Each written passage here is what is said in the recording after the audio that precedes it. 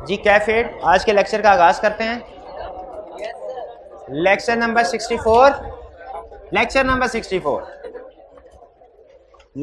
64 हमारे चैप्टर 6 का learning objective 4, जिसमें हम qualification and disqualification of statutory auditor study करेंगे।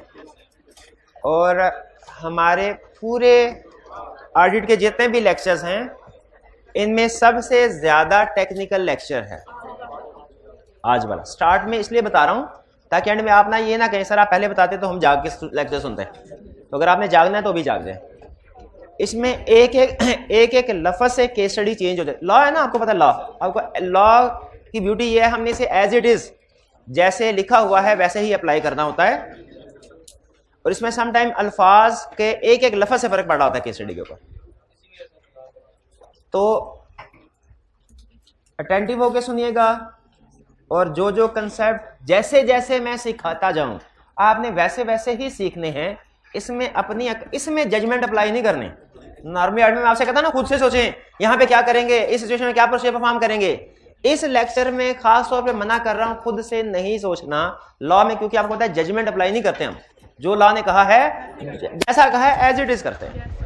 तो इसलिए अटेंटिव होके सुनते जाइए। स्टडी करने जा रहे क्वालिफिकेशन डिसक्वालिफिकेशन। अच्छा, इससे पहले जैसे आपकी होम असाइनमेंट ड्यू है चैप्टर 4 ऑडिट रिपोर्ट की। तो स्टूडेंट अभी थोड़ी देर पहले जरा भाई रो रहे थे, कह रहे सर मतलब रिप्रेजेंटेटिव है सबके, वो कह रहे महावर्तन का है मतलब शिकायत कर रहे थे कि सर असाइनमेंट बहुत ज्यादा है। और साथ ही साथ हमने लीगल रिक्वायरमेंट्स की भी असाइनमेंट, ऑनगोइंग चैप्टर की भी असाइनमेंट करनी होती है। तो इतना काम करने की हमें आदत नहीं है, तो असाइनमेंट बराए मेहरबानी कम कर दें। तो ऐसा करते हैं हम कि अब जो मंडे को आपकी रिपोर्ट वाली असाइनमेंट है ना ड्यू, उसमें उसको आधा कर देते हैं। उसमें 30 क्वेश्चन आपने अटेम्प्ट करने हैं, जिसमें से मेरा हाल है 30 अगर आप रूटीन के मुताबिक भी टारगेट बना के कर रहे होते ना इस वक्त तक हो चुके होते। 30 से आप आगे होते।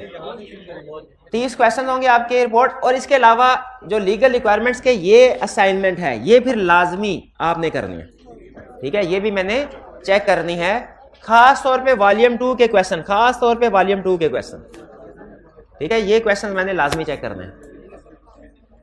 तो अब जो आपकी मंडे की असाइनमेंट हुई जो आपने चेक करवानी है, चैप्टर 4 के 30 क्वेश्चंस, 30 केस स्टडीज, और चैप्टर 6 की ये जितनी भी है 15-20 केस स्टडी जितनी भी है, ये छोटी छोटी केस स्टडी है, बड़ी नहीं है इतनी। ऑडिट 250 सर सारे क्वेश्चन करने हैं 2 से लेके 15 तक। सर ये 3 महीनों की छुट्टियों का काम है, ये 2 दिन का काम है।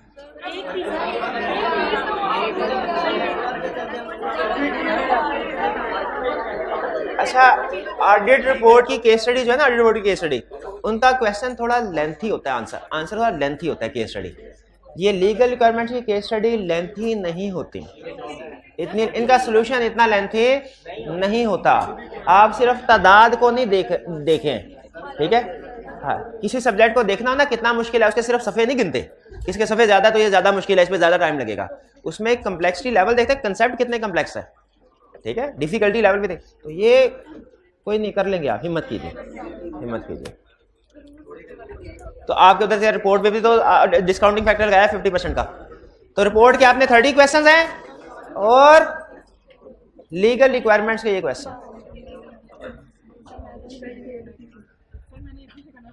चलें ऐसा करते हैं, फिर इसके आधे क्वेश्चन आप मंडे को चेक करवा दीजिएगा, और फिर आधे क्वेश्चन जब रिपोर्ट के रिमेनिंग 30 होगा ना उसके साथ कर लें। रिपोर्ट को आधा किया, इसको भी आधा कर लेते हैं, ठीक है। इसके आधे क्वेश्चन कर लीजिएगा, तकरीबन 8-10, बाकी फिर नेक्स्ट कर लेंगे।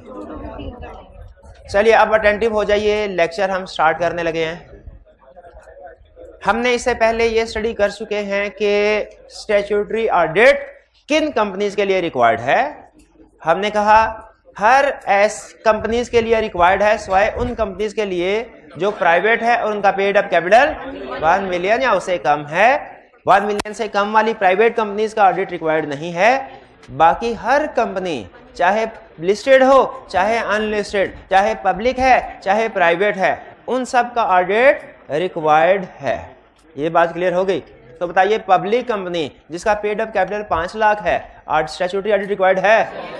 हाँ, उसके लिए रिक्वायर्ड है, क्योंकि प्राइवेट कंपनी उन्होंने कहा है कि जिसका प्राइवेट कंपनी है पेड अप कैपिटल 5 मिलियन या उससे कम है, ऑडिट रिक्वायर्ड है। बाकी हर कंपनी का ऑडिट रिक्वायर्ड है। अच्छा, जब हमें पता चल गया किस कंपनी का ऑडिट रिक्वायर्ड है, अगला क्वेश्चन ये है कि ऑडिट कौन करेगा? क्या कोई भी ऑडिट कर सकता है? लॉ ने इसका जवाब दिया है, ठीक है, लॉ ने इसका जवाब। और के क्राइटेरिया, किस चीज का क्राइटेरिया कि स्टैट्यूटरी ऑडिटर कौन अपॉइंट हो सकता है। आज के लेक्चर में हम क्या स्टडी करने जा रहे हैं? स्टैट्यूटरी ऑडिटर कौन अपॉइंट हो सकता है, इसका क्राइटेरिया जो लॉ ने हमें दिया है। और लॉ की आदत है, आपने इससे पहले अगर सीला पढ़ा तो आपको अंदाजा होगा, जब कभी किसी भी पोजीशन का क्राइटेरिया बताता है ना, जैसे डायरेक्टर का, जैसे चीफ एग्जीक्यूटिव का, या किसी भी और का ऑफिशियल का, तो वो क्राइटेरिया बताता है टू फोल्ड, टू टाइप्स का। एक क्वालिफिकेशन क्राइटेरिया, एक डिस्क्वालिफिकेशन क्राइटेरिया, जिसे एलिजिबिलिटी क्राइटेरिया या इन एलिजिबिलिटी क्राइटेरिया भी कहते हैं। ठीक है, साउंड ठीक है ना सर? तो यहां पे भी ऑडिटर का जब उन्होंने क्राइटेरिया हमें बताया कि कौन ऑडिटर अपॉइंट हो सकता है, तो ये टू फोल्ड क्राइटेरिया बताया। एक एलिजिबिलिटी या क्वालिफिकेशन क्राइटेरिया, दूसरा इनएलिजिबिलिटी या डिस्क्वालिफिकेशन क्राइटेरिया। भाई दोनों में फर्क क्या है? क्वालिफिकेशन क्राइटेरिया का मतलब है वो चीजें जो कि किसी भी पर्सन में, जो ऑडिटर अपॉइंट होने जा रहा है, जो ऑडिटर में होना जरूरी है। क्वालिफिकेशन क्राइटेरिया का मतलब क्या है? वो चीजें जो ऑडिटर में होना जरूरी है। डिस्क्वालिफिकेशन क्राइटेरिया का मतलब क्या है? वो चीजें जो ऑडिटर में ना होना जरूरी है। ना होना जरूरी, अच्छा मैं ये कह रहा हूं ना होना जरूरी है, ये नहीं कह रहा होना जरूरी नहीं। दोनों का मतलब फर्क है। अगर हम कहना ये चीज होना जरूरी नहीं है तो इसका मतलब है हो चाहे ना हो, कोई फर्क नहीं पड़ता। लेकिन मैं क्या कह रहा हूं, ना होना जरूरी है। क्वालिफिकेशन क्राइटेरिया वो चीजें जो होना जरूरी है, लाजमी है। डिस्क्वालिफिकेशन क्राइटेरिया वो चीजें जो ना होना जरूरी है। यानी अगर क्वालिफिकेशन क्राइटेरिया की कोई एक चीज मिसिंग है तो ऑडिटर अपॉइंट हो सकता है? नहीं हो सकता। अच्छा, क्वालिफिकेशन क्राइटेरिया की सारी चीजें मौजूद है, डिस्क्वालिफिकेशन क्राइटेरिया की भी एक चीज मौजूद है, प्रेजेंट है, फिर भी नहीं हो सकता। क्योंकि जिस तरह क्वालिफिकेशन की चीजें होना जरूरी है, डिस्क्वालिफिकेशन की चीजें ना होना जरूरी है। अच्छा, डिस्क्वालिफिकेशन में हम जितनी भी चीजें पढ़ेंगे उनमें से याद रखें, एक भी चीज अगर प्रेजेंट हुई, एक भी चीज अगर प्रेजेंट हुई, डिस्क्वालिफिकेशन क्राइटेरिया की जितनी भी 8-10 चीजें पढ़ेंगे, एक चीज भी प्रेजेंट हुई, पर्सन ऑडिटर अपॉइंट नहीं हो सकता। ये बात समझ आई? क्वालिफिकेशन क्राइटेरिया और डिस्क्वालिफिकेशन क्राइटेरिया में फर्क। पहला कंसेप्ट क्या सिखाया? क्वालिफिकेशन क्राइटेरिया की सारी चीजें होना जरूरी हैं और डिस्क्वालिफिकेशन क्राइटेरिया की सारी चीजें ना होना जरूरी हैं। अगर डिस्क्वालिफिकेशन की एक भी चीज आ गई, पर्सन डिस्क्वालिफाइड, ऑडिटर अपॉइंट नहीं हो सकता। डिस्क्वालिफिकेशन की एक भी चीज आ गई, पर्सन डिस्क्वालिफाइड, ऑडिटर अपॉइंट नहीं हो सकता। डिस्क्वालिफिकेशन की एक भी चीज आ गई, पर्सन डिस्क्वालिफाइड, ऑडिटर अपॉइंट नहीं हो सकता। तो पहले स्टडी करते हैं क्वालिफिकेशन क्राइटेरिया। क्वालिफिकेशन क्राइटेरिया क्या? अच्छा, इसमें कंसेप्ट को समझाते हुए ना हमने लेक्चर को कुछ इस तरीके से प्लान किया कि बहुत सी केस स्टडीज भी साथ साथ डिस्कस होती रहे, तो आपने एग्जांपल्स को खास तौर पे साथ साथ समझते जाना। क्वालिफिकेशन क्राइटेरिया क्या है? लॉ ये कहता है अगर किसी को स्टैट्यूटरी ऑडिटर अपॉइंट करना है तो उसका क्राइटेरिया सुन लो। हर कंपनी, हर वो कंपनी जो पब्लिक है, every public company or private company which is subsidiary of public company or private company with paid up capital of 3 million or more। 3 तरह की कंपनीज कौन कौन सी? एवरी पब्लिक कंपनी, और private company which is subsidiary of public company, और private company with paid up capital 3 million और more. 3 तरह की कंपनीज का ऑडिट सिर्फ और सिर्फ एक चार्टर्ड अकाउंटेंट करेगा जिसने आईकैप से लाइसेंस लिया हो। ठीक है? कौन कौन सी 3 तरह की कंपनी? एवरी पब्लिक कंपनी और private company which is subsidiary of public company, और private company with paid up capital of 3 million और मोर। इनका ऑडिट सिर्फ और सिर्फ एक चार्टर्ड अकाउंटेंट करेगा, चार्टर्ड अकाउंटेंट करेगा। और बाकी की कंपनीज का ऑडिट चार्टर्ड अकाउंटेंट भी कर सकता है, कॉस्ट एंड मैनेजमेंट अकाउंटेंट भी कर सकता है, आईसीएमए क्वालिफाइड भी कर सकता है, सीएमए क्वालिफाइड भी कर सकता है। ठीक? जैसे आईकैप प्रोफेशनल बॉडी है ना, एक प्रोफेशनल बॉडी है ICMA, institute of cost and management accountant of Pakistan, तो उसका जो क्वालिफाइड अकाउंटेंट है वो भी, लेकिन किस तरह की कंपनीज का? अदर देन 3, यानी हर पब्लिक कंपनी और private company which is subsidiary of public company और private company with paid up capital of 3 million और मोर, इनका ऑडिट सिर्फ चार्टर्ड अकाउंटेंट कर सकता है, और बाकी की कंपनीज का ऑडिट चार्टर्ड अकाउंटेंट भी कर सकता है और कॉस्ट एंड मैनेजमेंट अकाउंटेंट भी कर सकता है। अच्छा, जरा इमेजिन कीजिए बाकी की कंपनीज कौन सी रह जाती हैं? ऐसी कंपनी जिसका जो कंपनी है किसी पब्लिक कंपनी की सब्सिडरी भी नहीं है और पेड अप कैपिटल भी 3 मिलियन से कम है। इन कंपनीज का ऑडिट कौन कर सकता है? कॉस्ट एंड मैनेजमेंट अकाउंटेंट नहीं, चार्टर्ड अकाउंटेंट और cost and management. Chartered accountant भी कर सकता है। छोटी कंपनियां तो क्या हुआ, छोटी कंपनी, ये कंसेप्ट ये गलत है कि ऊपर वाली बड़ी कंपनी का चार्टर्ड अकाउंटेंट करेगा, छोटी कंपनी का सीएमए नहीं, बड़ी वाली कंपनी का चार्टर्ड अकाउंटेंट करेगा और जो छोटी वाली कंपनी है चार्टर्ड अकाउंटेंट भी और सीएमए भी। भाई ये बात समझ आए? क्लियर हो गया ये? तो कौन कौन सी कंपनीज का ऑडिट एक कॉस्ट एंड मैनेजमेंट अकाउंटेंट भी कर सकता है? ऐसी प्राइवेट कंपनी जो प्राइवेट है, पब्लिक कंपनी की सब्सिडरी भी नहीं और पेड अप कैपिटल भी 3 मिलियन से कम है। इस तरह की कंपनीज का audit cost and management accountant भी कर सकता है और चार्टर्ड अकाउंटेंट भी कर सकता है। और जो इसके अलावा कंपनीज है, कौन सी? एवरी पब्लिक कंपनी और private company which is subsidiary of public company और private company with paid up capital 3 million और मोर, इनका ऑडिट सिर्फ और सिर्फ गवर्नमेंट कर सकता है। ये ध्यान में रखें, ये 3 कंपनी 3 लाइनें आपको, वरना केस स्टडी सॉल्व नहीं होगी। Public company, private company which is subsidiary of public company, private company with paid up capital 3 million और मोर, ये 3 लाइंस रट लें, ये याद होंगी तो केस स्टडी सॉल्व होगी। ये अगर याद नहीं है केस स्टडी सॉल्व नहीं होगी। अच्छा, अब आगे मुझे बताइए, क्या कोई लॉयर ऑडिट करना चाहे कर सकता है? क्या कोई एमबीए ऑडिट करना चाहे कर सकता है? कभी भी नहीं। जैसे ही कोई केस स्टडी शुरू हुई लॉयर से या एमबीए से, तो आपने बाकी की चीजें देखने की जरूरत ही नहीं है। रिक्वायरमेंट में अगर लिखा हुआ ना कि ये बंदा ऑडिटर अपॉइंट हो सकता है कि नहीं, आपने सिंपल कह देना नहीं हो सकता।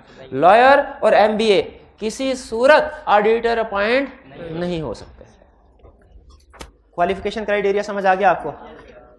ठीक है, क्वालिफिकेशन क्राइटेरिया हो गया। चलिए, अभी हमने ये कंसेप्ट यहां तक कंप्लीट कर लिया। आईकैप की कुछ केस स्टडीज आप सॉल्व करने के काबिल हो गए हैं।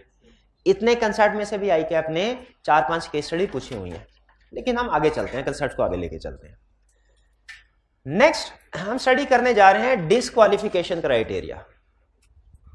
डिस्क्वालिफिकेशन क्राइटेरिया का मतलब क्या है? ना होना जरूरी, ना होना जरूरी। ठीक है, पहले इन शॉर्ट ब्रीफली मैं आपके साथ शेयर कर दूं बेसिक प्रोविजन बिल्कुल। ऑडिटर को कंपनी का शेयर होल्डर नहीं होना चाहिए, ऑडिटर को कंपनी का इंडेटेड यानी मकरूज नहीं होना चाहिए, ऑडिटर को कंपनी का एम्प्लॉय नहीं होना चाहिए। अगर कोई कंपनी का शेयर होल्डर है, अगर कंपनी का मकरूज है, ऑडिटर अपॉइंट नहीं हो सकता। एम्प्लॉय है, ऑडिटर अपॉइंट नहीं हो सकता। अगर किसी पर्सन के स्पाउस क्लाइंट में डायरेक्टर है, इंडिपेंडेंस नहीं ना रही, अपॉइंट नहीं हो सकता। कोई बॉडी कॉर्पोरेट है, कोई ऑर्गेनाइजेशन, ऑडिटर अपॉइंट नहीं हो सकती। बिजनेस रिलेशनशिप है significant outside the normal course of business, तो ऑडिटर अपॉइंट नहीं हो सकता। ये सिर्फ समझ लीजिए, एक एक लफ्ज आपको बताया। अब जरा हर क्राइटेरिया को खोल के डिस्कस करते हैं कि इसमें वो क्या कहता है, किस तरीके से पूछ सकता है। सबसे पहले शेयर होल्डर, वो कहता है कि अच्छा शेयर होल्डिंग वाले में ना उसने थोड़ी रिलैक्सेशन दी है। रिलैक्सेशन ये दी है कि अगर आपकी अपॉइंटमेंट होने जा रही है और आपके पास शेयर्स हैं, तो वो कहता है चलो अपॉइंटमेंट करवा लो, लेकिन ना बाद में जल्द अज जल्द शेयर बेच देना, बाद में जल्द अज जल्द शेयर बेच देना। ये थोड़ी रिलैक्सेशन हमें देता है, वरना बाकी के केस में तो कहता है अपॉइंटमेंट ही नहीं हो सकती। बाकी जो है ना केस एम्प्लॉय वगैरह, इंडेटेड वाला, ये कहता है अपॉइंटमेंट ही नहीं हो सकती। लेकिन शेयर होल्डिंग वाले केस में क्या कह रहा है? थोड़ी रिलैक्सेशन है। तो प्रोविजन क्या सुनिए, कहता है if a person holds shares in a company, if a person holds shares in a company, he can be appointed as statutory auditor. He can be appointed as statutory auditor. If दो condition बताई, he discloses shareholding at time of appointment and disposes with in 90 days of appointment. अगर किसी बंदे के पास, क्या पता चला, अगर किसी बंदे के पास क्लाइंट के शेयर्स हैं, वो उस क्लाइंट का ऑडिटर अपॉइंट हो सकता है। हालांकि अगर सोचा जाए ना, तो अगर ऑडिटर के पास शेयर्स हैं, क्लाइंट का ऑडिटर अपॉइंट हो गया, वो तो खुद चाहेगा financial statement best view present करे ताकि प्रॉफिट ज्यादा से ज्यादा हो, ताकि उसके शेयर की प्राइस भी ज्यादा से ज्यादा हो। तो ऐसे होना नहीं ना चाहिए, लॉ भी कहता नहीं, लेकिन लॉ ने रियायत दी। उसने कहा 90 दिन तक आपको इजाजत है, 90 दिन के अंदर अंदर शेयर को बेच दें। और जेहन में रखिएगा 90 दिन तक ऑडिट खत्म तो क्या, अभी शुरू भी सही तरीके से नहीं होता। एजीएम में अपॉइंटमेंट होती है ना, और आपने लॉ में पढ़ा होगा, एजीएम होती है ईयर एंड के बाद 4 महीने के अंदर। तो 4 महीने के बाद 3 महीने मिला ले, मजीद 7 महीने गुजरे अभी। हालांकि ऑडिट शुरू भी 12 महीने बाद होता है, जब फाइनेंशियल ईयर खत्म हो जाता है नॉर्मली। तो इसलिए 90 डेज में कोई प्रॉब्लम नहीं होती। यूं ना समझेगा कि 90 दिन के अंदर अंदर अगर वो ऑडिट कंप्लीट कर ले, ऑडिट कंप्लीट करना दूर की बात है, शुरू भी नहीं होता, क्योंकि ऑडिट तो होगा ईयर एंड के बाद। तो वापस आए प्रोविजन के ऊपर कि क्या अगर किसी पर्सन के पास कंपनी के शेयर्स हैं, if a person holds shares in a company, he can be appointed as statutory auditor of company if he discloses the shareholding and disposes shareholding within 90 days of appointment। यानी जब कभी shares की बात आएगी ना, case study के point of view से हम चीज बता रहा हूं, आपने फौरन ये नहीं कह देना अपॉइंटमेंट नहीं हो सकती, बल्कि आपने क्या कहना है, अपॉइंटमेंट हो सकती है विद कंडीशन। कंडीशन बतानी है। कंडीशन क्या है? If it discloses the share holding at time of appointment and discloses the share holding within 90 days of appointment. आगे चलते हैं, आगे चलते हैं। अच्छा, अब मुझे ये बताइए, अब मुझे ये बताइए कि ये है हमारा ऑडिटर, ये है कंपनी, कंपनी का नाम लिख देते हैं ए लिमिटेड, और ये है मिस्टर एक्स। ये स्ट्रक्चर ध्यान में रखिएगा, स्ट्रक्चर बार बार लॉ के केस स्टडी सॉल्व करने के लिए जरूरी होता है। अगर इस पर्सन के पास कंपनी के शेयर्स हैं, क्या ये ऑडिटर अपॉइंट हो सकता है? Yes, if he discloses share holding at time of appointment and discloses share holding 90 days। अच्छा, अब आपको पता है जिस बंदे ने कोई 2 नंबरी करनी हो, वो अपने नाम से तो नहीं करता, तो किसी और के नाम से करता है ना। तो इसने क्या किया, मिस्टर एक्स ने शेयर्स खरीदे जरूर, अपने नाम से नहीं, माइनर के नाम से या स्पाउस के नाम से। स्पाउस के नाम से तू पहले अपने मसले मसाइल डिस्कस कर ले, लेक्चर बाद में पढ़ा लूंगा मैं, लेक्चर बाद में। मेरा बेटा स्पाउस नहीं है तो भाई उसको बता, मेरे को क्यों बता रहा है? मैं तेरा दोस्त हूँ, वो आपके घर वालों से बात करेगा ना। मेरा मतलब है आपका मसला। लेक्चर बताया, पहले बताया, लेक्चर ध्यान दे दे मेरी। जहां स्पाउस का लफ्ज आ जाता है, लेक्चर की ऐसी की तैसी फिर, और हमारी भी मजबूरी होती है, जाहिर है वो टेस्ट कर रहा है तो पढ़ाना होता है। तो लॉ ने ये कहा बेफिक्र रहें, हम इतने अंधे नहीं है हमें पता ना चले। उसने अपनी लीगल प्रोविजन को बढ़ा दिया, उसने कहा दोबारा से सुनो, दोबारा से सुनो। इफ ए पर्सन और इज माइनर चाइल्ड और spouse hold shares in a company, क्या वो ऑडिटर अपॉइंट हो सकता है? नो। अभी समझाया, अभी समझाया, कंडीशंस के साथ, जहां पे लाने कंडीशन के साथ इजाजत दिया गया। Yes, if it discloses the shareholding at time of appointment and discloses shareholding within 90 days of appointment, if it discloses at time of appointment and disposes share within 90 days of appointment, यानी उन्होंने इस legal provision को comprehensive कर दिया, auditor के साथ साथ उसके स्पाउस और माइनर चाइल्ड को भी कवर कर दिया। और ये लॉ की एक बात ज़हन में रखिएगा, जो चीज़ जहां पे है वैसे ही अप्लाई करनी है। इसमें जो स्टूडेंट्स की केस स्टडी गलत करने की एक बड़ी रीज़न होती है ना, वो ये होती है कि रिलेशनशिप को मिक्स कर देते हैं। वो भूल जाते हैं कि ये 8-10 जो डिस्क्वालिफिकेशन क्राइटेरिया है, किस में स्पाउस का जिक्र हुआ था, किस में नहीं हुआ था, और किस में ब्रदर का जिक्र हुआ था, किस में माइनर चाइल्ड का। वो समझते हैं ये लीगल प्रोविजन स्पाउस और माइनर चाइल्ड है ना, ये हर एक केस में अप्लाई होगा, ये हर एक केस में। हालांकि लॉ ने इसे कहां डिस्कस किया है? शेयर होल्डिंग में। इफ ए पर्सन और स्पाउस और minor child hold shares in a company, क्या ऑडिटर पॉइंट हो सकता है? हो सकता है, provided he discloses share holding at time of appointment and discloses within 90 days of appointment. अच्छा, एक और चीज याद आगे सुन लें, जो लिस्ट है ना आपके सामने, ये हमने फ्रीक्वेंसी ऑफ टेस्टिंग के लिहाज से बनाई है, यानी इसमें जो पहली वाली प्रोविजन है उसको सबसे ज्यादा आई आपने टेस्ट किया है, वो फेवरेट है, दूसरे वाली उससे कम, तीसरे वाली उससे कम। इसलिए आपको लगेगा कि शुरू वाली प्रोविजन में हमारी डिस्कशन ज्यादा है और एंड वाली प्रोविजन में डिस्कशन थोड़ी कम, क्योंकि आई कैप ने जिस तरीके से केस स्टडीज को सेट किया हुआ है, जिस तरीके से पूछा है, वो सारे कवर करने होते हैं, तो जिसको उसने ज्यादा घुमाया उसको हमने ज्यादा डिटेल में डिस्कस करना। तो हमने कभी तक क्या अच्छा अब सुने, अब कंपनी ने कहा भाईजान आपने इस प्रोविजन को कॉम्प्रिहेंसिव तो किया है, लेकिन ऑडिटर के हवाले से मुझे तो आप भूल गए, मेरे हवाले से भी इसको कॉम्प्रिहेंसिव करें। अगर इसके रिश्तेदारों को कवर किया है, मेरे भी रिश्तेदारों को कवर करो। अगर इसके रिश्तेदारों को कवर किया है, मेरे भी रिश्तेदारों को कवर करो। हमने कहा ए कंपनी तुम्हारे कौन से रिश्तेदार हैं? तुम्हारे कौन से रिश्तेदार है? उसने कहा सुन लो, मेरे भी रिश्तेदार हैं। वो कौन है? Associated companies. वो कौन से रिश्तेदार हैं? Associated companies. हमने कहा लो अभी फिर प्रोविजन को चेंज कर देते हैं। अब प्रोविजन क्या बनी, गौर से सुनिएगा। इफ ए पर्सन और हिज स्पाउस और minor child hold shares in a company और its associated company, in a company और इट्स एसोसिएटेड कंपनी, तो can he be appointed as statutory auditor? Yes, if he discloses shareholding at time of appointment and disposes shareholding, ठीक है। अच्छा, अगर law ने कहा share तो इसका मतलब क्या है? शेयर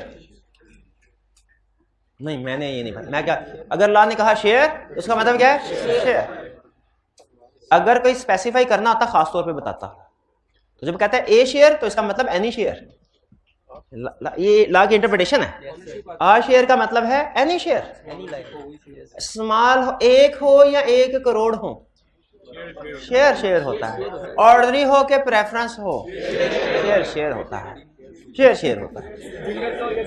इफ ए पर्सन और spouse or minor child holds share in a company or its associated company, he can be appointed as statutory auditor if he discloses shareholding at time of appointment, discloses within 90 days of appointment. अब आप में से कितने students हैं जिन्होंने सीला पढ़ा हुआ है और कितने स्टूडेंट्स हैं जिन्होंने सीला नहीं पढ़ा? तकरीबन सब ने, 95% स्टूडेंट ने सीला पढ़ा हुआ है, ठीक है ना। आप में से कितने स्टूडेंट्स को एसोसिएटेड कंपनी की डेफिनेशन आती है? ये देख लें, पढ़ा 95% ने है, डेफिनेशन सिर्फ 5% को आती है। एसोसिएटेड कंपनी कोई मसले की बात नहीं। अब ये पता होता है उस्ताद को कि यहाँ तो पढ़ा ही नहीं, यहाँ पढ़ के भूल गए होंगे, यहाँ तो सिलेक्शन पे छोड़ा होता है, तो आ गया तो ठीक है, कोई फिक्र की बात नहीं है। अब चूंकि उसने हमें ऑडिट में एसोसिएटेड कंपनी का वर्ड यूज कर लिया, हमने कहा हम तो भूल गए, हमें बताओ एसोसिएटेड कंपनी क्या होती है? सीला में पढ़ा था, बस एक हिंट दे दो, हमें पता चल याद आ जाएगा। हिंट दे, मैंने कहा हिंट नहीं, अब बात खुलेगी तो फिर दूर तक जाएगी। अब बात अब एसोसिएटेड कंपनी को समझना है तो फिर तफसील से समझेंगे। क्यों समझना चाह रहे हैं हम? क्योंकि उसने हमारे डिस्क्वालिफिकेशन क्राइटेरिया में लिख दिया है, इफ ए पर्सन और स्पाउस और minor child hold shares in a company और associated company, he can be appointed if discloses और डिस्पोज। तो चूंकि यहाँ पे एसोसिएटेड कंपनी का लफ्ज आ गया, अब हमारे लिए एसोसिएटेड कंपनी को समझना जरूरी है। लेकिन मैं ये समझा रहा हूँ ऑडिट के पॉइंट ऑफ व्यू से, लॉ के पॉइंट ऑफ व्यू से नहीं। अगर कोई सीला का स्टूडेंट है तो वो जो सीला में बड़ी सी डेफिनेशन होती है ना, आधे पौने सफे की, तो उसे वो याद करनी है। मैं तो सिर्फ वो ऑडिट के लिहाज से काम की चीज बताऊंगा जो इधर यूज होती है। पहली चीज, एसोसिएटेड कंपनी और होल्डिंग सब्सिडरी में फर्क है। एसोसिएटेड कंपनी और होल्डिंग सब्सिडरी में फर्क है। Every holding subsidiary is associated, but every associated company is not holding subsidiary. याद है? यानी एक फिर से हर होल्डिंग सब्सिडरी एसोसिएटेड है, लेकिन हर एसोसिएटेड होल्डिंग सब्सिडरी नहीं है। हर होल्डिंग सब्सिडरी एसोसिएटेड है, लेकिन हर एसोसिएटेड होल्डिंग सब्सिडरी नहीं है।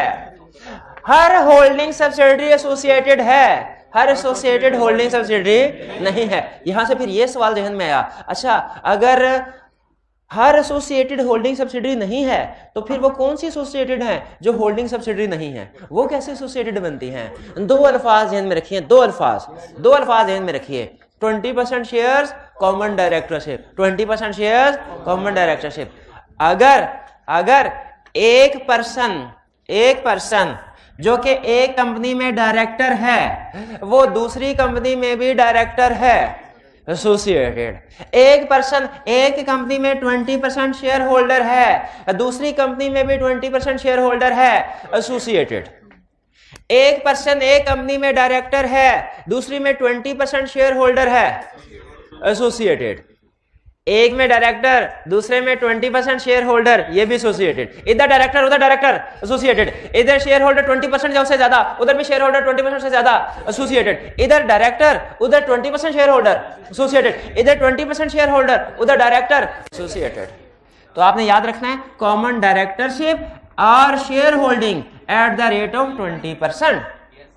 कॉमन डायरेक्टरशिप और शेयर होल्ड, ये उसमें हमने डेफिनेशन का एनालिसिस करके रूल लगाया हुआ पता ना, उसमें वो कहते थे under common management under control or one is the subsidy of other. वो क्या होता था, शुरू में लाइन होती थी, if a person or partner or director in a company is also director or 20% shareholder in other company, तो वो दोनों। और फिर था under if both companies under common management and control, और फिर था if one is subsidy of another. तो ये एसोसिएटेड कंपनी की डेफिनेशन जहन में रखिएगा। अब ये डेफिनेशन क्या हुई, इसमें कुछ भी याद नहीं है ना, आपको कुछ भी याद नहीं है तो आपने लिखना है associated company is equal to holding subsidiary plus common share holding और direct at the rate of 20% और डायरेक्टरशिप। एसोसिएटेड कंपनी में कुछ भी याद नहीं है सर, नहीं याद हो रही डेफिनेशन, उधर नहीं याद हुई इधर कहां याद होगी, कोई फिक्र की बात नहीं है। एक इक्वेशन याद कर लें, क्या, associated company is equal to holding subsidiary plus common directorship और share holding at the rate of 20%। 20%, ये इक्वेशन अगर याद हो गई ना, ऑडिट की केस स्टडीज निकल जाएंगी। नहीं, ये याद होनी चाहिए, ये याद होनी चाहिए, ठीक है। तो associated company is equal to holding subsidiary plus common directorship और share holding at the rate of 20%, तो वो एसोसिएटेड बन जाएंगे, ठीक है जी। अच्छा चले आगे। हाँ, एक चीज उसकी कुछ एक्सेप्शन भी थी, नॉमिनी डायरेक्टर और इंडिपेंडेंट डायरेक्टर, ठीक है, NIDC। तो नॉमिनी डायरेक्टर से एसोसिएटेड कंपनी नहीं बनती।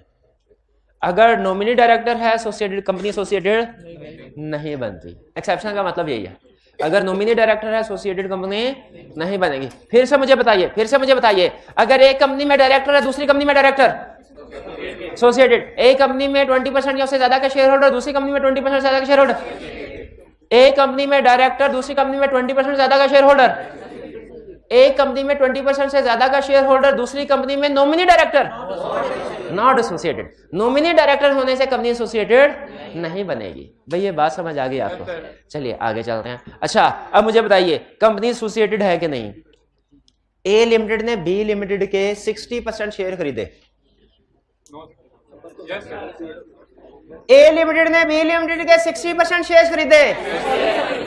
होल्डिंग सब्सिडरी एसोसिएटेड है कि नहीं? एसोसिएटेड भी है, होल्डिंग सब्सिडरी भी है, एसोसिएटेड भी है।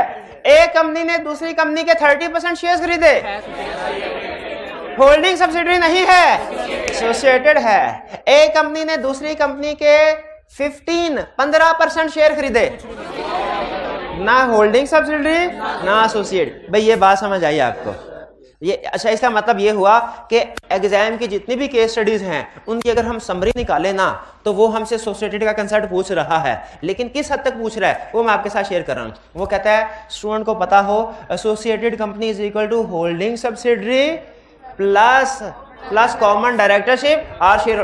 कभी मैं होल्डिंग सब्सिडी के हिसाब से पूछ लूंगा ये कंसेप्ट, कभी मैं कहूंगा एक कंपनी में डायरेक्टर है दूसरी में भी डायरेक्टर है, कभी मैं कहूंगा एक में 30% शेयर दूसरे में भी 30% शेयर, और कभी मैं कहूंगा एक कंपनी में डायरेक्टर और दूसरी में nominee director.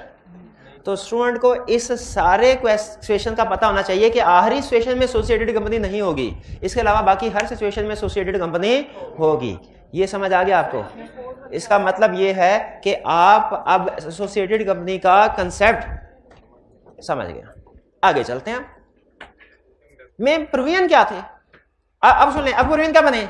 If a person और स्पाउस और minor child hold share any share in a company or its associated company, he can be appointed as statutory auditor if he discloses the shareholding at time of appointment and discloses within 90 days of appointment.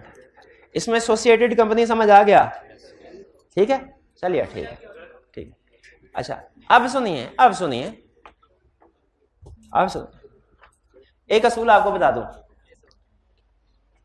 Exam में जब कभी दो लोग आ जाए ना, case study में दो लोग आ जाए, उनका रिलेशनशिप क्लियर होना लाजमी है आपके ऊपर। वो स्पाउस है, माइनर चाइल्ड है, मेजर चाइल्ड है, फादर है, सिस्टर है, कौन है।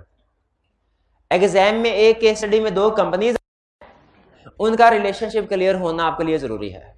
एसोसिएटेड कंपनी है कि नहीं, होल्डिंग सब्सिडरी है कि नहीं, ये रिलेशनशिप के बगैर केस स्टडी सॉल्व नहीं होनी। जब कभी एग्जाम में दो लोग आ जाएं, दो कंपनीज आ जाएं केस स्टडी में, आपने उनका रिलेशनशिप, क्योंकि आप देख रहे हैं, सीख रहे हैं ना कि वो लीगल प्रोविजन में रिलेशनशिप को कवर कर रहा है, वो लीगल प्रोविजन में टाइप ऑफ कंपनीज को कवर कर रहा है। ठीक है, अगर अभी तक का लेक्चर आपको समझ आ गया तो समझ लीजिए कि आपने तकरीबन 50% लेक्चर समझ लिया। 50%, थोड़ा मटेरियल ज्यादा है मुझे खुद अंदाजा, लेकिन ये भी तो देखिए तकरीबन टेक्निकली 50% के करीब चीजें आपने समझ लिया। अब आगे चलते हैं। शेयर होल्डिंग क्लियर हो गई। इसमें मैंने आपको बता दिया स्पाउस, मैंने बता दिया माइनर, एसोसिएट। हाँ, एक दो केस स्टडी के एग्जांपल। उसने कहा मिस्टर ए है, उसका एक बेटा है माइनर, उसके पास शेयर्स हैं क्लाइंट के, अपॉइंटमेंट हो सकती है।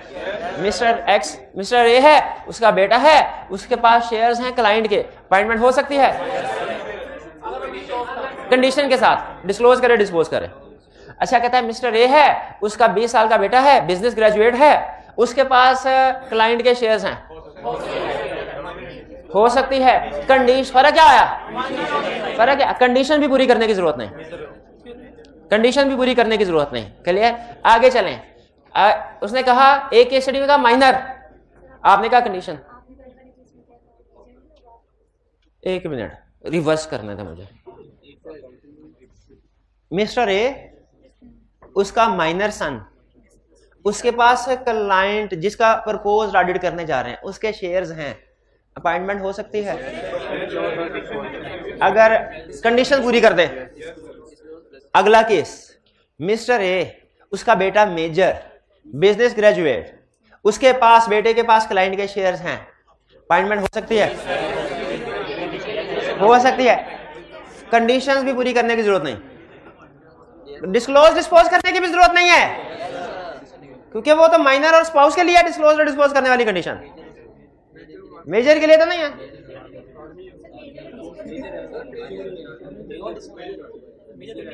अब सुने, क्वेश्चन में उसने कहा मिस्टर ए है, उसका एक बेटा है सन, उसके पास क्लाइंट के शेयर्स हैं, अपॉइंटमेंट हो सकती है क्या? मुझे पहले बताइए ये क्वेश्चन पिछले वाले दो क्वेश्चन से कैसे डिफरेंट है? पिछले वाले दो क्वेश्चन में उसने बताया था माइनर के मेजर, इस क्वेश्चन में नहीं बताया। अब इसमें हम दोनों पॉसिबिलिटी डिस्कस करेंगे। पहले हेडिंग देंगे if son is major, if son is major, फिर कहेंगे कोई इशू नहीं है, कंडीशन में मीट करने की। फिर लिखेंगे इफ सन इज माइनर, तो लिखेंगे अपॉइंटमेंट हो सकती है इसमें भी, if at time of appointment disclose करे विद इन 90 डेज डिस्पोज करे। ये क्लियर हुई बात?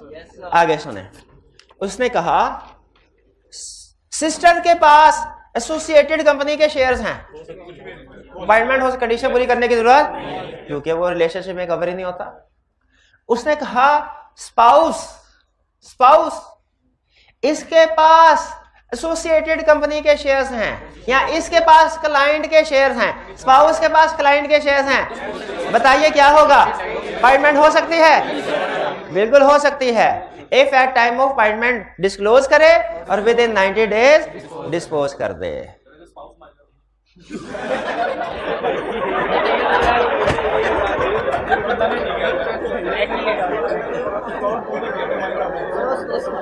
No problem, no problem. देखें, चाइल्ड के साथ माइनर का बट स्पाउस कोई से भी हो, स्पाउस स्पाउस है, स्पाउस, लेकिन माइनर 11 करोड़ में पड़ती है।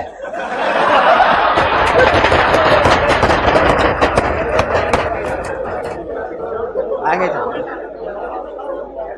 अच्छा आगे चलो भाई, ये आगे चलते आगे। अच्छा, एक स्टूडेंट कहने लगा ये भाई का भी भाई था, कहने लगा सर मेरे पास एक और हल भी है, क्या? स्पाउस को डाइवोर्स। अगर आप देखें लीगली, इसके ऊपर हम लीगली कमेंट करें ना, लीगली, तो इस इशू को हल करने के लिए दो ऐसे सॉल्यूशन हैं जो लीगली एक्यूरेट हैं, प्रैक्टिकेबल नहीं है, प्रैक्टिकेबल नहीं है, पॉसिबल है, प्रैक्टिकेबल नहीं है। पहला सॉल्यूशन क्या है? सर शेयर को डिस्पोज करने की क्या जरूरत है, स्पाउस को डिस्पोज कर दें, स्पाउस को डिस्पोज कर दें। दूसरा सर ये पार्टनर्स हैं 10 पार्टनर है फर्म में, एक पार्टनर के पास शेयर्स हैं, एक पार्टनर के पास, तो फिर याद रखिएगा जो फर्म है ना, फर्म, इसमें सारे पार्टनर्स को ये क्राइटेरिया मीट करना होता है। एक पार्टनर भी डिस्क्वालिफाइड है तो सारी फर्म डिस्क्वालिफाइड है। तो वो कहने लगा सर एक पार्टनर के पास शेयर्स है, इसकी वजह से प्रॉब्लम में पड़ी है सारी फर्म, इस पार्टनर को ही रिमूव कर दे, इसे पार्टनरशिप से खारिज कर दे। अगर दोनों केसेस में ऐसा कर देते हैं, स्पाउस को डिस्पोज कर दें या पार्टनर को डिस्पोज कर दें, फर्म क्राइटेरिया मीट कर रही है और वैलिड है। लेकिन याद रखिए इनको हम एक गुड सॉल्यूशन के तौर पे एग्जाम में नहीं लिखते, आपने भी नहीं लिखना, बल्कि आपने डिस्पोज करवाना है तो किसको करवाना है? सिर्फ शेयर्स को, और किसी को नहीं, ना स्पाउस को ना पार्टनर को, सिर्फ शेयर्स को। चलिए ये शेयर होल्डिंग वाली बात आ गई। इसमें मैंने आपको डाइवोर्स वाली बात भी बता दी, माइनर चाइल्ड मेजर चाइल्ड वाली बता दी, एसोसिएटेड कंपनी की डेफिनेशन हमने डिस्कस कर ली। अब आगे कंसेप्ट इतने डिटेल नहीं है, अब इजी कंसेप्ट आगे, इजी कंसेप्ट आगे, अब इजी कंसेप्ट आगे चलते हैं। इंडेटेड, इंडेटेड का मतलब क्या है? मकरूज, मकरूज के अगर कोई भी पर्सन, इससे मुराद पार्टनरशिप में कोई भी पार्टनर भी है, अगर सोल प्रोवाइडर है तो सोल प्रोवाइडर, अगर पार्टनर है तो, क्योंकि मैंने आपको बताया कि पार्टनरशिप में हर पार्टनर ने ये क्राइटेरिया मीट करना होता है, ठीक है, चाहे वो इंगेजमेंट पार्टनर है, चाहे उसने ऑडिट करना है, ऑडिट में हिस्सा लेना या नहीं लेना। लॉ का क्राइटेरिया मैंने बताया था ना, कोड ऑफ एथिक्स में और लॉ में फर्क। कोड ऑफ एथिक्स की रिक्वायरमेंट सिर्फ इंगेजमेंट टीम के लिए है, जबकि लॉ की रिक्वायरमेंट पूरी फर्म से मुराद सारे पार्टनर्स के लिए। तो अगर कोई पर्सन इंडेटेड है, मकरूज है, क्लाइंट का मकरूज है, तो वो कंपनी का ऑडिटर अपॉइंट नहीं हो सकता।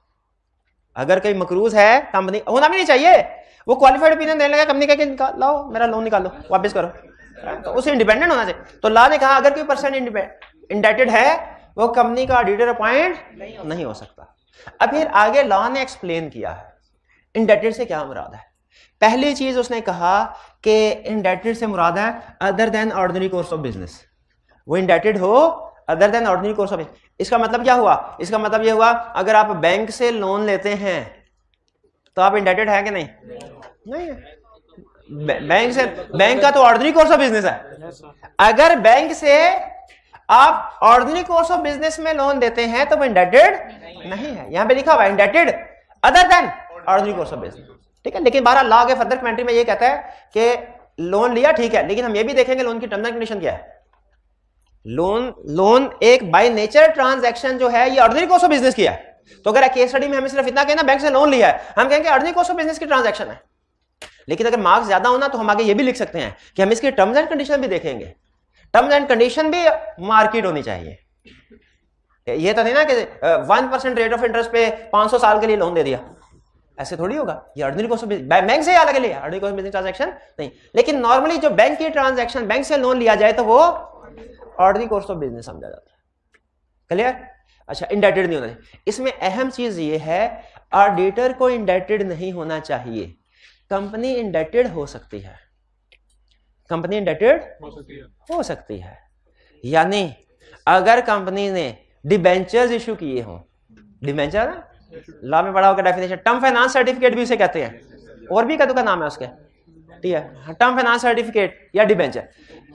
सोच के बताइए, अगर एक कंपनी ने टर्म फाइनेंस सर्टिफिकेट इशू किए हुए हैं, टर्म फाइनेंस सर्टिफिकेट इशू किए हुए हैं, तो इंडेटेड कौन है? ऑडिटर नहीं है। ऑडिटर की अपॉइंटमेंट हो सकती है, बिल्कुल हो सकती है। अब सुनिए जरा केस स्टडी। एक ऑडिटर के पास क्लाइंट के डिबेंचर्स हैं, टर्म फाइनेंस सर्टिफिकेट है, क्या अपॉइंटमेंट हो सकती है? दूसरा क्वेश्चन, एक ऑडिटर के पास क्लाइंट के शेयर्स हैं, अपॉइंटमेंट हो सकती है? ये इसके साथ कंडीशन बतानी है। इसका मतलब है अगर क्लाइंट के पास, अगर ऑडिटर के पास शेयर्स हों, सिचुएशन कुछ और है, अगर ऑडिटर के पास डिबेंचर्स हों, सिचुएशन कुछ और है, सिचुएशन कुछ और है। अब एक मिनट ठहरे भाई, जो जो चीजें ना इच्ची बिच्ची तरतीब से लगाई हुई है, जो जो चीजें थोड़ा सा रिलैक्स करें, सुकून करें, आप तक इंशाल्लाह पहुंच जाएंगी। अगर कोई चीज नहीं पहुंच रही, इसका मतलब है वो अहम नहीं है, वो आप फिर नेक्स्ट लेक्चर में, क्योंकि मैं ये और भी 2-3 स्टूडेंट ने क्वेश्चन दरम्यान में पूछा, मैंने उन्हें इस लेक्चर में जब तक मैं शुरू एक हो गया हूं ना, एंड तक मुझे पहुंचने दें। इसके बाद फिर आप केस स्टडी जो जो क्वेश्चन पूछेंगे इंशाल्लाह आंसर करेगा भाई। तो टाइम नहीं तो कल हो जाएगा, क्या है?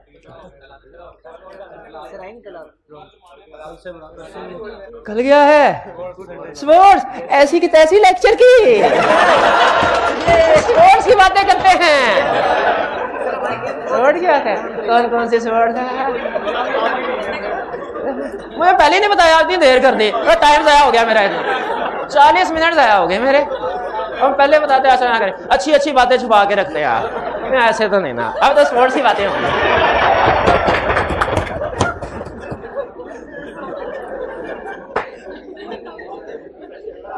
पूरी कोशिश है, उस्ताद की पूरी कोशिश होती है बच्चा बन जाए चार्टर्ड अकाउंटेंट, और बच्चे की पूरी कोशिश होती है नहीं बनना, जितना मर्जी जोर लगा ले। हाँ, ना चार्टर्ड अकाउंटेंट ना बाबर आजम बनेंगे। स्पोर्ट्स खेलिए तो सही तरीके से खेलो उसको। इधर है, हाँ, टर्म फाइनेंस सर्टिफिकेट, क्या कह रहे हो भाई? सलाहुद्दीन अय्यूबी, हाँ, टर्म फाइनेंस सर्टिफिकेट। तो इसमें इंडेटेड में ये बताया, अगर ऑडिटर लोन लेगा तो डिस्क्वालिफिकेशन होगी, अगर लोन दिया है कंपनी को फिर डिस्क्वालिफिकेशन नहीं होगी। इसकी एग्जांपल मैंने आपको दी, टर्म फाइनेंस सर्टिफिकेट। अच्छा, लेकिन लोन लिया है उस सूरत में भी अगर ऑर्डिनरी कोर्स ऑफ बिजनेस में लिया है ना ऑडिटर ने लोन, ऑर्डिनरी तो फिर डिस्क्वालिफिकेशन नहीं होगी। लॉ कहता है बैंक से सारी दुनिया लोन लेती है, इस बंदे ने ऑडिटर ने लोन ले लिया तो क्या क़यामत आ गई? ये भी लोन ले सकता ऑर्डिनरी कोर्स ऑफ बिजनेस में। इसके बाद लेकिन लॉ ने यहाँ पे 2 एग्जांपल्स और भी दी हैं जो ऑर्डिनरी कोर्स ऑफ बिजनेस नहीं है। ये एग्जांपल गौर से सुन लीजिएगा। कहता है क्रेडिट कार्ड समझते हैं, ये भी एक तरह से लोन की ट्रांजैक्शन है। अगर बैंक से क्रेडिट कार्ड लिया और उस पे आउटस्टैंडिंग अमाउंट 1 मिलियन तक ही हुई ना, तो हम एज्यूम करेंगे ऑर्डिनरी कोर्स ऑफ, क्योंकि सबने क्रेडिट कार्ड लिया होता है तकरीबन, मतलब आजकल तो कॉमन है। लेकिन अगर उस क्रेडिट कार्ड के ऊपर अमाउंट 1 मिलियन से एक्सीड कर गई, 1 मिलियन से, तो फिर हम इसको ऑर्डिनरी कोर्स ऑफ बिजनेस की ट्रांजैक्शन नहीं समझेंगे, क्योंकि अमाउंट बहुत ज्यादा हो गई है। इस सूरत में ऑडिटर डिस्क्वालीफाई हो जाएगा। पहली एग्जांपल दी और ये इंडेटेड की पहली, कि अगर क्रेडिट कार्ड है उस पे 1 मिलियन तक तो ऑर्डिनरी कोर्स ऑफ बिजनेस है, 1 मिलियन से ऊपर ऑर्डिनरी कोर्स ऑफ बिजनेस नहीं। इसी तरह अगर किसी यूटिलिटी कंपनी यानी पानी, बिजली, गैस, सुई गैस, फोन, मोबाइल, ये कंपनी इनका बिल पे नहीं किया 90 दिन तक, तो ये कॉमन है। बाज़ औक़ात भूल जाता है बंदा, पहले महीने 1 महीना हो गया, 2 महीने हो गए, भूल जाता। 90 दिन तक अगर यूटिलिटी बिल पे, अब देखिए यूटिलिटी बिल पे नहीं किया तो टेक्निकली आप इंडेटेड है, क्योंकि उस कंपनी की बैलेंस शीट के रिसीवेबल में आपका नाम आ रहा होगा और आपकी इंडिविजुअल बैलेंस शीट के पेबल में कंपनी आ रही होगी, तो आप इंडेटेड। लेकिन 90 डेज तक कोई प्रॉब्लम नहीं, ऑर्डिनरी है। लेकिन 90 डेज से ज्यादा अगर बिल आउटस्टैंडिंग होगा तो वो इंडेटेड है, वो इंडेटेड है।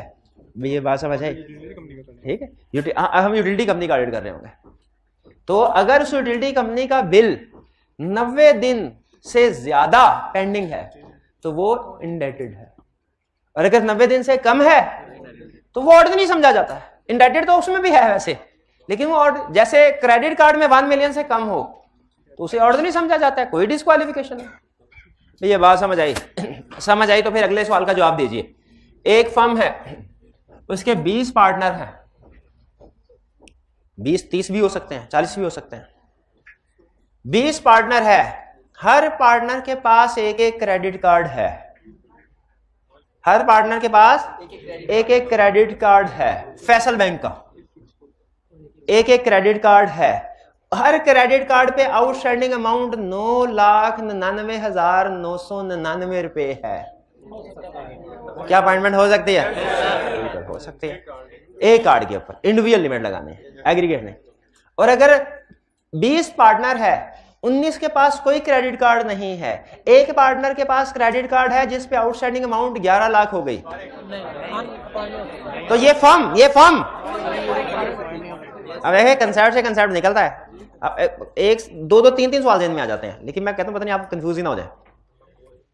20 पार्टनर, 19 के पास कुछ भी नहीं, एक के पास क्रेडिट कार्ड है, आउटस्टैंडिंग अमाउंट 11 लाख है, क्या ये फर्म अपॉइंट हो सकती है ऑडिटर?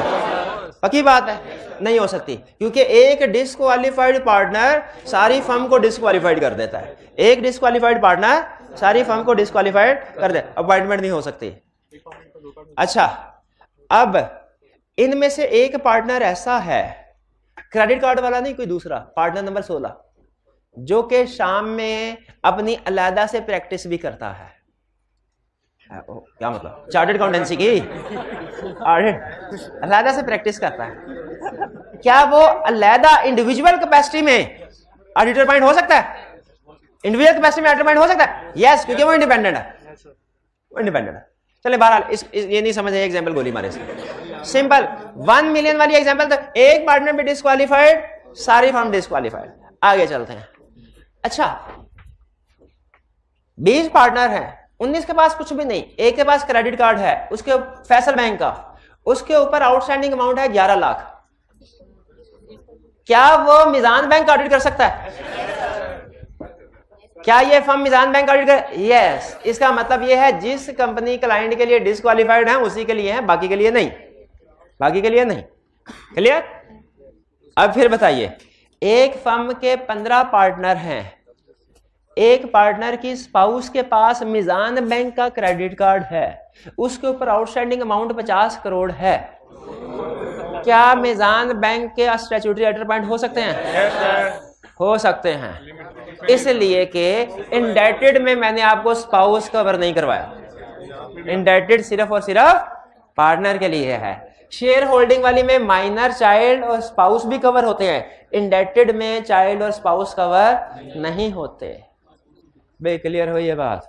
फिर से बताइए, अगर ऑडिटर ने टर्म फाइनेंस सर्टिफिकेट बाय किए हैं, अपॉइंटमेंट हो सकती है? क्यों हो सकती है? क्योंकि इंडेटेड ऑडिटर नहीं है, कंपनी है, ऑडिटर नहीं है। 20 पार्टनर्स हैं, एक पार्टनर डिस्क्वालिफाइड, सारी फर्म डिस्क्वालिफाइड। एक पार्टनर के पास क्रेडिट कार्ड है, आउटस्टैंडिंग अमाउंट 1 मिलियन से एक्सीड की गई, डिस्क्वालिफाइड। हर पार्टनर के पास क्रेडिट कार्ड है, आउटस्टैंडिंग अमाउंट 8 लाख है, नॉट डिस्क्वालिफाइड। स्पाउस के पास क्रेडिट कार्ड है, लिमिट 1 मिलियन से एक्सीड, नॉट डिस्क्वालिफाइड। एक बैंक के लिए डिस्क्वालिफाइड हो गए, बाकी के लिए क्वालिफाइड, बाकी के लिए नहीं हो। बैंक से 10 लाख का, 15 लाख का, 20 लाख का लोन लिया, अगर ऑर्डिनरी कोर्स ऑफ बिजनेस है तो क्वालिफाइड है, कोई डिस्क्वालिफिकेशन नहीं। ठीक है, ये बात, ये केस स्टडी करेंगे ना, फिर करेंगे, ये आपको और ना किसी और जगह ले जाएगा।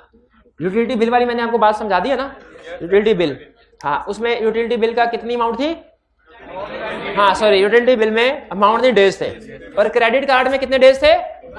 हाँ सॉरी, क्रेडिट कार्ड में डेज नहीं, अमाउंट थे। एग्जाम में अगर आपको इस तरह घुमाए, क्रेडिट कार्ड में डेज की तरफ लेके जाने की कोशिश करे, यूटिलिटी बिल में अमाउंट की तरफ लेके, आपने पक्का पढ़ा हुआ, मैंने यूटिलिटी बिल्स के साथ डेज थे, क्रेडिट कार्ड के साथ अमाउंट थी, मिक्स ना, कंफ्यूज ना करो। मैं इंडेटेड क्लियर हो गया? अब एक चीज बताऊं, अच्छा ज्यादा तो नहीं हो रहा लेक्चर है भी, तो ज्यादा टेक्निकल चीजें ज्यादा हो गई, कोई मसला नहीं। ये इसलिए कि मैं एग्जांपल साथ, अगर मैं एग्जांपल नहीं सीधा तो 5 मिनट में निपट सकता था, फिर आपको केस स्टडी कहता कर लें तो। लेकिन कोशिश यही है कि क्वेश्चन के साथ केस स्टडी भी डिस्कस होती रहे, ताकि लेक्चर में ही आपको 100 केस स्टडी तो आपकी लेक्चर में कवर हो जाए। हाँ 100 केस, एक एक क्वेश्चन के अंदर 4-4 5-5 केस स्टडी तो आम बात है। ये लीगल रिक्वायरमेंट्स का एक क्वेश्चन आएगा ना, जैसे ऑडिट बोर्ड में आपने देखा होगा एक क्वेश्चन के अंदर बाजू का 2-2 3-3 4-4 पार्ट्स नहीं देते थे, तो इसी तरह यहां पे भी एक क्वेश्चन के अंदर आपको 3-4-5 तो नॉर्मल है, लेकिन अब वो थोड़ा तरीकाकार उसका चेंज हो गया है। कहते 4-5 क्या, मैं सबसे मुश्किल एक ही चेक कर लेता हूँ 3 नंबर के साथ, 4-5 की क्या जरूरत है। लेकिन अभी भी ज्यादा भी टेस्ट करता है, कम भी 12। चलें ठीक है, आगे नहीं चलता, मैं यहाँ पे ब्रेक लगा लेता हूँ। हालांकि अभी 10 मिनट हैं, लेकिन क्योंकि थोड़ा, और होम असाइनमेंट भी आपकी 0, क्योंकि पूरा नहीं ना किया, पूरा नहीं किया तो होम असाइनमेंट 0। भाई क्रिकेट भी तो खेलनी है कल, क्रिकेट भी तो खेलनी है। तो अच्छा, लीगल रिक्वायरमेंट्स की केस स्टडी असाइनमेंट कोई नहीं है आपकी, रिपोर्ट की भी आधी असाइनमेंट कर दिया। 30 क्वेश्चन हम सिर्फ चेक करेंगे मंडे को आपसे, 30 क्वेश्चन सिर्फ। अच्छा 30 क्वेश्चन कोई से भी कर ले, लेकिन आपने फिर संभाल के रखने हैं, क्योंकि जब बाकी के 30 क्वेश्चन करेंगे ना तो हम 60 क्वेश्चन मिला के असाइनमेंट चेक करने हैं फिर, लेकिन मंडे को सिर्फ 30 क्वेश्चन आपसे, ठीक है। हाँ एक चीज ये मैं कंक्लूड कर लूं, फिर आपके क्वेश्चन की तरफ आता हूं जो मैंने रोके थे। एक चीज, ये क्या लिखा है, शेयर होल्डिंग में एसोसिएटेड कंपनी भी कवर होती है। इस वाली डिस्क्वालिफिकेशन में ये तो पढ़ लिया, अब सुने जो नहीं पढ़ा, इन वाली डिस्क्वालिफिकेशन में होल्डिंग सब्सिडरी भी कवर होती है। इस वाली डिस्क्वालिफिकेशन में एसोसिएटेड कंपनी कवर होती है। इन वाली 2 से लेके 9 तक, इन वाली बाकी जितनी भी डिस्क्वालिफिकेशन है भी कवर होती है। यानी इसको यूं कह ले, इफ ए पर्सन, अगर इनकी वजह से कोई डिस्क्वालिफिकेशन हुई, if a person is disqualified for this company, he is also disqualified for holding and subsidiary of this company. If a person is disqualified for one company, he is also disqualified for holding and subsidiary of this company. अगर कोई एक company disqualified, वो उसकी holding subsidiary के लिए भी disqualified. सोचने लगा सर मुश्किल क्यों कर रहे हैं, सबको 2 हिस्से करने की क्या जरूरत है, सबको इकट्ठा करें, ये भी एसोसिएटेड ही है, ये एसोसिएटेड नहीं है तो एसोसिएटेड कर ले। लेकिन फर्क है, हाँ शाबाश, हर होल्डिंग सब्सिडरी एसोसिएटेड, लेकिन हर एसोसिएटेड होल्डिंग सब्सिडरी नहीं है। कुछ कंपनीज ऐसी भी हैं जो एसोसिएटेड हैं लेकिन होल्डिंग सब्सिडरी नहीं है, उन पे ये डिस्क्वालिफिकेशन नहीं लगते। ये वाली डिस्क्वालिफिकेशन 2 से लेकर 9 तक किन के लिए है, सिर्फ और सिर्फ होल्डिंग, यानी जो एक कंपनी के लिए डिस्क्वालिफाइड, उसकी होल्डिंग सब्सिडी के लिए भी डिस्क्वालिफाइड। लेकिन शेयर्स के केस में क्या हो जाता है, सिर्फ एसोसिएटेड है। क्लियर हुई है, समझ आया आपको? अच्छा, मैंने आज के लेक्चर में सिर्फ आपको 2 डिस्क्वालिफिकेशन क्राइटेरिया बताए हैं, शेयर होल्डिंग वाला, इंडेटेड वाला। एक तो उसमें जितनी भी पॉसिबिलिटीज थी वो आपने याद रखनी है, और फिर दूसरे नंबर पे ये वाली बात, शेयर होल्डिंग के साथ कवर होती है एसोसिएटेड, और बाकी की इसी डिस्क्वालिफाइड के साथ। ये जब आप देखेंगे लर्निंग ऑब्जेक्टिव के नीचे एंड पे ये लाइन लिखी हुई है, if a person is disqualified for a company, he is also disqualified for its holding and subsidiary. ये वाली लाइन ना 2 से लेके 9 तक है, 2 से लेके 9 तक। अच्छा अब सुन लें, इसकी एग्जांपल दे दें, चलिए यूं कर लें, ये इसी स्ट्रक्चर के साथ, ये ए लिमिटेड है, ये है ए लिमिटेड ने बी लिमिटेड के 30% शेयर्स खरीदे। एंड में एक छोटी सी एक्सरसाइज कर लेते हैं, ये मिस्टर एक्स है, ये ए लिमिटेड ने बी लिमिटेड के 30% शेयर खरीदे। क्या बताया था, जब कभी क्वेश्चन में 2 कंपनीज आ जाएं उनका रिलेशनशिप जरूर देखना है। क्या है, होल्डिंग है, सब्सिडरी है, क्या एसोसिएटेड है। यहां पे हमने लिख देना करना है एसोसिएटेड। अब पहला case part A, mister x के पास बी लिमिटेड के शेयर्स हैं, बी लिमिटेड के शेयर, क्या अपॉइंटमेंट हो सकती है, अपॉइंटमेंट हो सकती है। If at time of appointment disclose करे, विद इन 90 डेज डिस्पोज करे। दूसरा केस, मिस्टर एक्स ने बी लिमिटेड से लोन लिया हुआ है, ये टेक्सटाइल कंपनी है, इससे लोन लिया हुआ है, बताइए क्या ए लिमिटेड में अपॉइंटमेंट हो सकती है? ए लिमिटेड में अपॉइंटमेंट हो सकती है?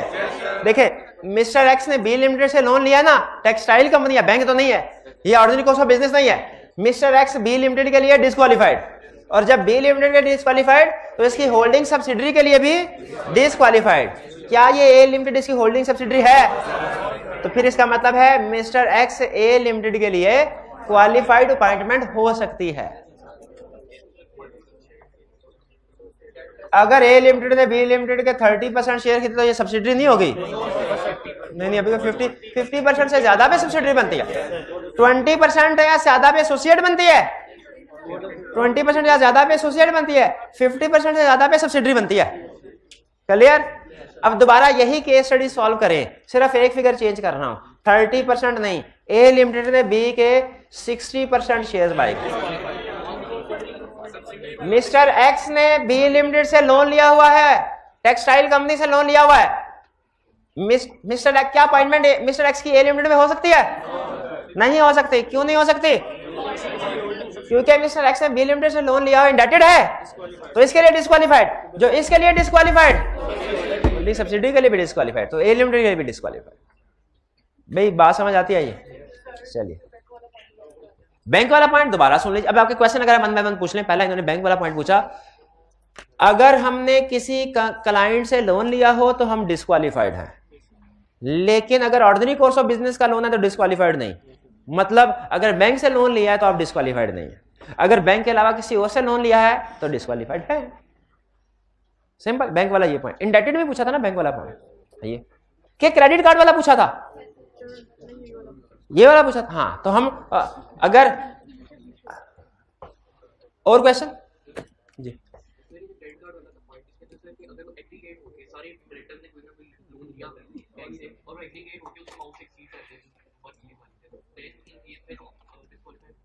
क्या अगर एक फर्म के 10 पार्टनर हैं, हर पार्टनर ने मिजान बैंक से क्रेडिट कार्ड लिया है, एक की आउटस्टैंडिंग अमाउंट 8 लाख है, एक की 7, एक की 6, एक की 5, एक की 4, एक की 3, इकट्ठा करें तो 1 मिलियन से एक्सीड हो जाता है। इकट्ठा करेंगे? नहीं करेंगे। क्रेडिट कार्ड हर एक का अलग-अलग है और वो अलग-अलग लिमिट अप्लाई होगी। इसमें वो इमटेरियल वाला कंसेप्ट अप्लाई नहीं होगा कि इमटेरियल मिस स्टेटमेंट एग्रीगेट होकर मटेरियल हो जाए तो भी ओपिनियन क्वालिफाइड, ठीक है। लेकिन अगर यहाँ पे क्रेडिट कार्ड अलग-अलग है, अगर इकट्ठे करके अलग-अलग 1 मिलियन से कम है, इकट्ठे करके 1 मिलियन से ज्यादा हो जाए तो आइडर डिस्क्वालीफाइड नहीं है। जी मेरे भाई,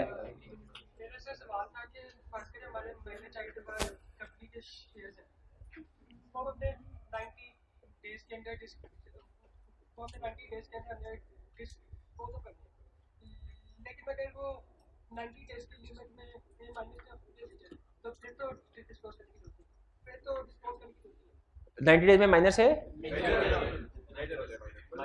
ये सही क्या बात। अगर 90 डेज में माइनस है, मेजर हो जाए, फिर डिस्पोज करने की जरूरत नहीं। बिल्कुल ठीक है, बिल्कुल ठीक है। मुझे बल्कि आपके क्वेश्चन की बरकत से मुझे 2 केस स्टडी और याद आ गई। उसने कहा अच्छा केस स्टडी बड़ी इंटरेस्टिंग है, ये केस स्टडी कम और घरेलू झगड़ा ज्यादा लग रहा था। अच्छा मिस्टर एक्स ऑडिटर है, कंपनी का ऑडिटर पॉइंट होने जा रहा है, इसके स्पाउस के पास, अच्छा एक चीज हमें रखेगा, जो क्वालिफिकेशन डिस्क्वालिफिकेशन क्राइटेरिया ना, ये एट टाइम ऑफ अपॉइंटमेंट भी अप्लाई होता है, अपॉइंटमेंट के बाद भी। यानी अपॉइंटमेंट के वक्त आपने क्राइटेरिया मीट किया लेकिन बाद में कोई ऊंच नीच हुई ना तो आप हारेगा, ये ध्यान में रखिएगा। ये नहीं अपॉइंटमेंट का पूरा बाद में जो मर्जी तबाही फेर दे कुछ नहीं होगा, नहीं, ये सारी क्राइटेरिया आपने अपॉइंटमेंट के बाद भी पूरी कर। और 90 डेज की रिलैक्सेशन सिर्फ एट टाइम ऑफ अपॉइंटमेंट के लिए है। शेयर होल्डिंग में, शेयर होल्डिंग में जो 90 दिन की रिलैक्सेशन दी है ना, एट टाइम ऑफ अपॉइंटमेंट के लिए है। अपॉइंटमेंट के बाद अगर आपने शेयर खरीदे फौरन फार गया। 90 डेज की relaxation at time of appointment के लिए है, बाद के लिए नहीं है।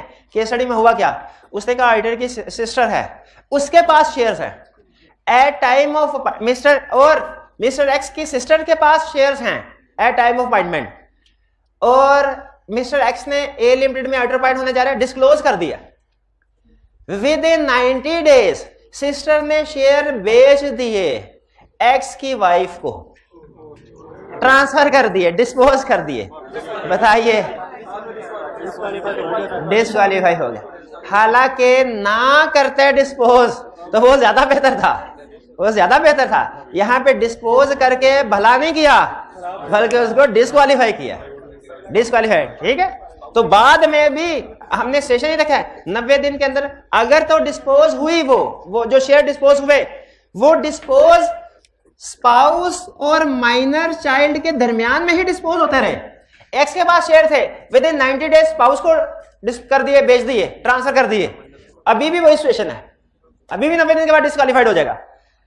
एक्स के पास शेयर थे, उसने माइनर को डिस्पोज कर दिया विद इन 90 डेज, बेच दिए, वही केस में कोई चेंज नहीं है, अभी भी 90 दिन बाद फारग है।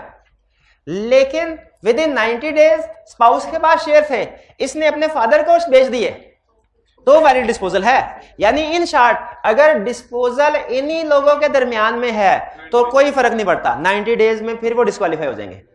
डिस्पोजल इनसे बाहर किसी बंदे को करनी चाहिए। क्लियर हो गया ये जी क्वेश्चन?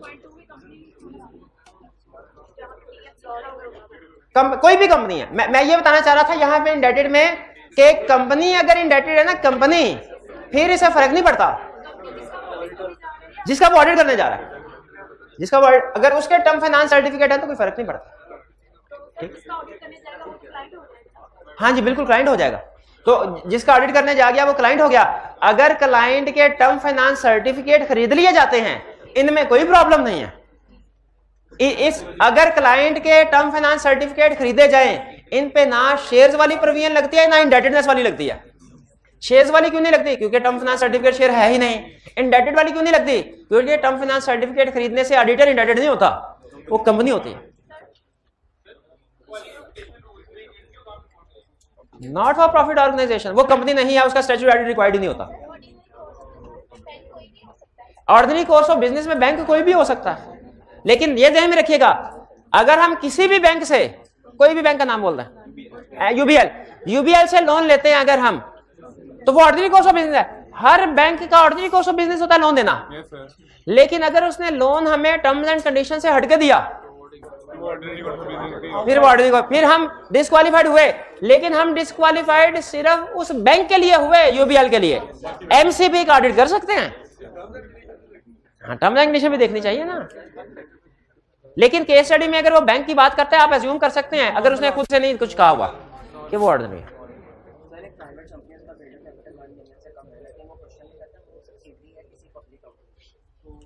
अगर प्राइवेट कंपनी है उसका पेड अप कैपिटल 1 मिलियन से कम है, यहीं पे रुक जाएं, ऑडिट रिक्वायर्ड है? नहीं है। और अगर वो पब्लिक कंपनी की सब्सिडरी है तो फिर वो अलग उसने बता दिया, वो रिक्वायर्ड हो गया, बल्कि अब चार्टर्ड अकाउंटेंट करेगा, चार्टर्ड अकाउंटेंट करेगा बिल्कुल। अच्छा, एक आईकैप की क्वेश्चन बैंक में केस स्टडी थी, उसमें एक कंपनी का पेड अप कैपिटल था, प्राइवेट कंपनी थी, पेड अप कैपिटल था 5 लाख, और पूछ रहा था बताओ cost and management accountant audit कर सकता है कि नहीं। स्टूडेंट 2 तरह के जवाब लिखते हैं, एक स्टूडेंट कहता है कि ऑडिट कर सकता है, एक कहता है कि इसका तो ऑडिट रिक्वायर्ड ही नहीं है। लेकिन उसने कहा नहीं रिक्वायर्ड, करवाना चाहता है तो पाबंदी है क्या? नहीं पाबंदी, तो करवा ले। तो कॉस्ट एंड मैनेजमेंट अकाउंटेंट से करवा सकता है क्या? बिल्कुल करवा सकता है।